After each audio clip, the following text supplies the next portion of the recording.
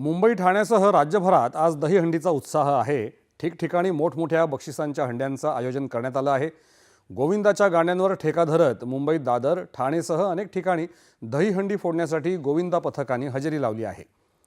दादरमध्ये महिला गोविंदा पथकानं थर लावत सलामी दिली, तर दादरमध्ये हिंदू कॉलनीत प्रसिद्ध जय जवान पथकानं थरारकरित्या 9 थर लावून उपस्थितांची मनं जिंकली। उत्सवाच्या ठिकाणी गोविंदांसाठी सुरक्षेच्या दृष्टीनं खबरदारी घेण्यात आली आहे। अत्यंत शिस्तबद्ध रीतीनं मानवी मनोरे रचत गोविंदा पथकं हंडी फोडत आहेत। 8, 9, 10 थरांचे श्वास रोखायला लावणारे मनोरे डोळ्यांचं पारणं फेडत आहेत। मुख्यमंत्री देवेंद्र फडणवीस, उपमुख्यमंत्री एकनाथ शिंदे यांच्यासह अनेक नेते मंडळी मुंबईत वरळीतल्या जांभोरी मैदानावरच्या वरळीच्या दहीहंडीला उपस्थित होते। त्यानंतर त्यांनी घाटकोपर इथल्या आमदार राम कदम यांच्या दहीहंडीलाही भेट दिली। यंदाच्या दहीहंडी उत्सवात ऑपरेशन सिंदूरचे देखावे करून सैनिकांच्या शौर्याला मानवंदना दिली आहे, असं मुख्यमंत्री म्हणाले। महापालिकेच्या विजयाची हंडी आम्हीच फोडू असा विश्वास देखील त्यांनी व्यक्त केला।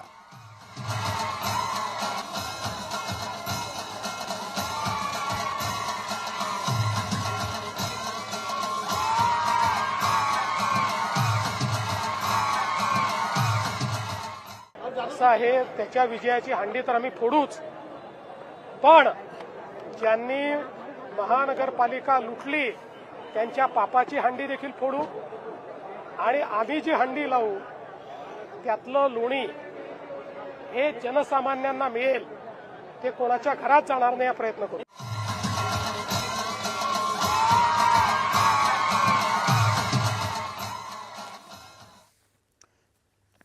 मुख्यमंत्री आणि उपमुख्यमंत्री एकनाथ शिंदे यांनी ठाण्यात टेंभी नाका इथे आयोजित दहीहंडी उत्सवालाही सहभाग नोंदवला।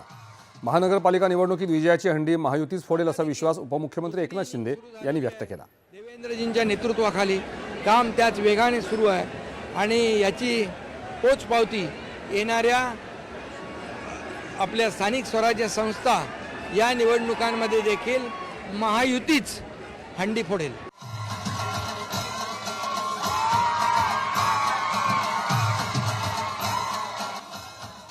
भिवंडी इथल्या कपिल पाटील यांच्या दहीहंडीलाही मुख्यमंत्री उपस्थित होते। वनमंत्री गणेश नाईकही यावेळी उपस्थित होते। इथे 9 थरांचा मानवी मनोरा रचून गोविंदा दहीहंडी फोडणार आहेत। मुंबईत पियुष गोयल यांनीही दहीहंडी उत्सवात सहभाग घेतला। दहीहंडी फोडणाऱ्या युवती मंडळाला त्यांच्या हस्ते बक्षीस देण्यात आलं।